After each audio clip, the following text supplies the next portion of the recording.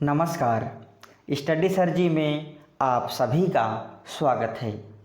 आज हम इस वीडियो के माध्यम से एनसीईआरटी की कक्षा छठी की हिंदी पाठ्य पुस्तक बसंत भाग 1 के चौथे पाठ चांद से थोड़ी सी गप्पें इस पाठ के प्रश्न उत्तरों को पढ़ेंगे।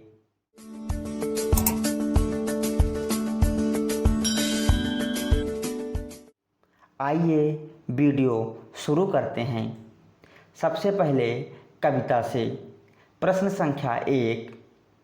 आप पहने हुए हैं कुल आकाश के माध्यम से लड़की कहना चाहती है कि चांद तारों से जड़ी हुई चादर ओढ़कर बैठा है। चांद की पोशाक चारों दिशाओं में फैली हुई है।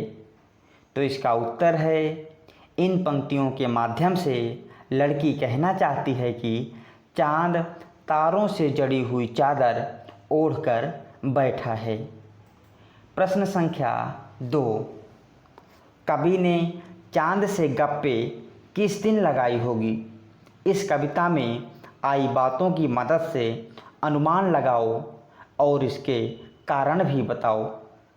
दिन हो सकते हैं पूर्णिमा का, अष्टमी से पूर्णिमा के बीच का, अथवा प्रथमा से अष्टमी के बीच का। तो आइए इसका उत्तर जानते हैं।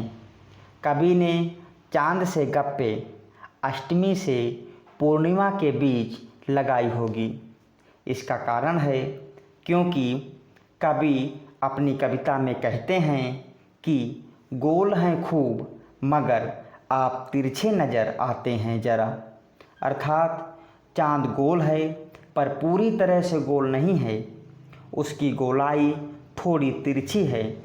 इससे साफ पता चलता है कि पूर्णिमा होने में अभी 1 या 2 दिन का समय बाकी है। आइए पाठ के अगले प्रश्न को देखते हैं। नई कविता में तुक या छंद की बजाय बिंब का प्रयोग अधिक होता है। बिंब वह तस्वीर होती है जो शब्दों को पढ़ाते समय हमारे मन में उभरती है। कई बार कुछ कवि शब्दों की ध्वनि की मदद से ऐसी तस्वीर बनाते हैं और कुछ कवि अक्षरों या शब्दों को इस तरह छापने पर बल देते हैं कि उनसे कई चित्र हमारे मन में बने। इस कविता के अंतिम हिस्से में चांद को एकदम गोल बताने के लिए कवि ने बिल्कुल शब्द के अक्षरों को अलग अलग करके लिखा है। तुम इस कविता के और किन शब्दों को चित्र की आकृति देना चाहोगे? ऐसे शब्दों को अपने ढंग से लिखकर दिखाओ। तो इसके उत्तर में हम लिख सकते हैं गोल, बिल्कुल और तिरछे। आइए अब भाषा की बात करते हैं। प्रश्न संख्या 1। चांद संज्ञा है। चांदनी रात में चांदनी विशेषण है।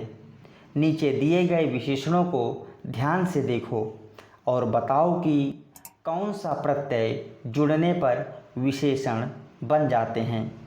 इन विशेषणों के लिए एक एक उपयुक्त संज्ञा भी लिखो, जैसे गुलाबी पगड़ी, मखमली घास, कीमती गहने, ठंडी रात, जंगली फूल और कश्मीरी भाषा। इसका उत्तर है गुलाबी, जिसमें ई प्रत्यय है और इसके लिए एक संज्ञा शब्द है गुलाबी साड़ी। इसी प्रकार मखमली, इसमें भी ई प्रत्यय है और इसका उदाहरण है मखमली कालीन। कीमती, इसमें भी ई प्रत्यय है और इसका संज्ञा शब्द है कीमती वस्त्र।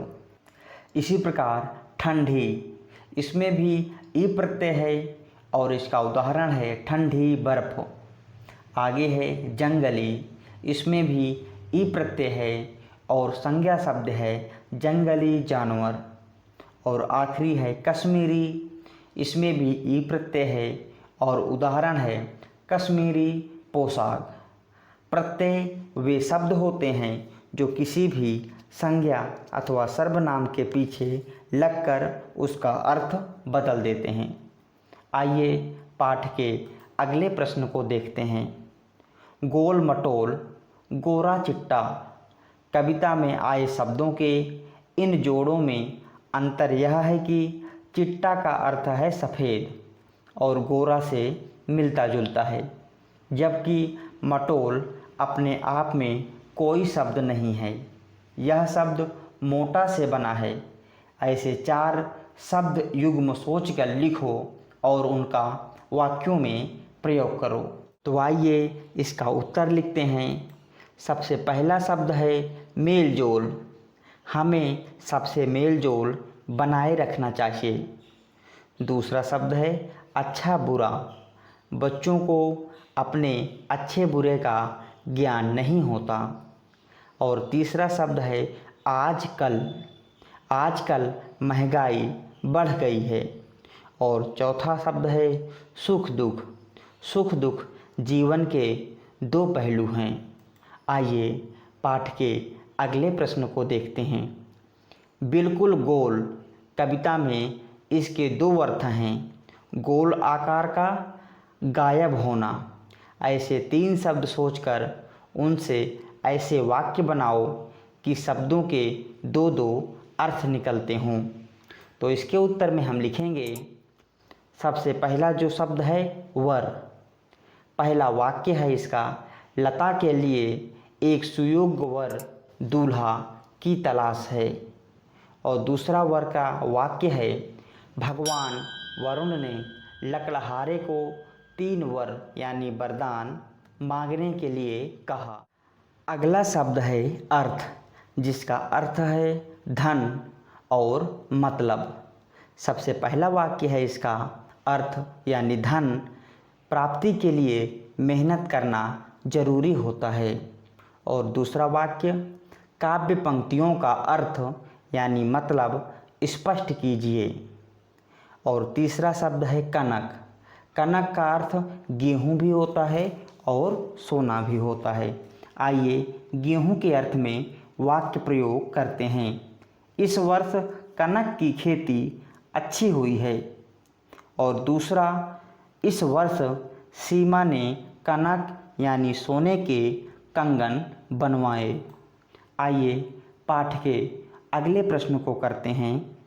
ताकि, जबकि, चूँकि, हालांकि कविता की जिन पंक्तियों में ये शब्द आए हैं उन्हें ध्यान से पढ़ो।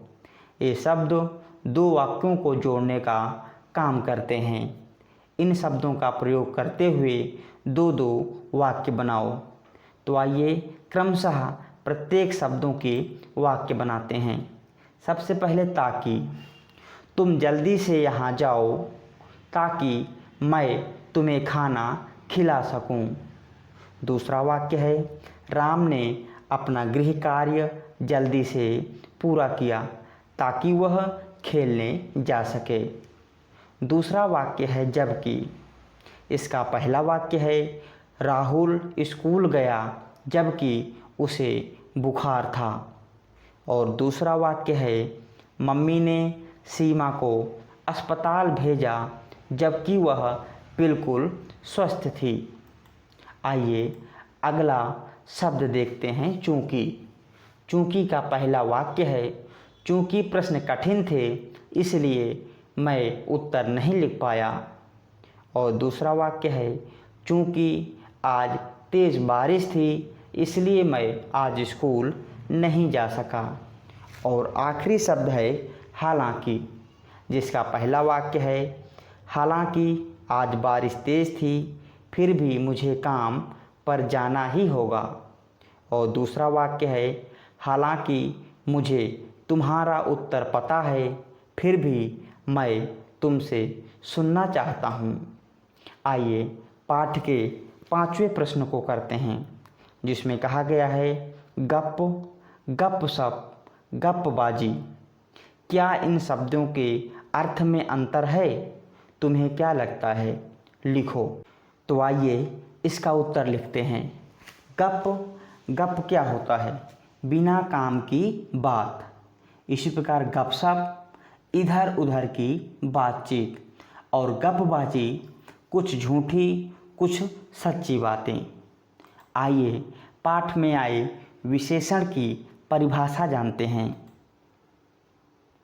जो शब्द संज्ञा अथवा सर्वनाम की विशेषता बताते हैं उन्हें विशेषण कहते हैं। उदाहरण के लिए, राम होशियार है।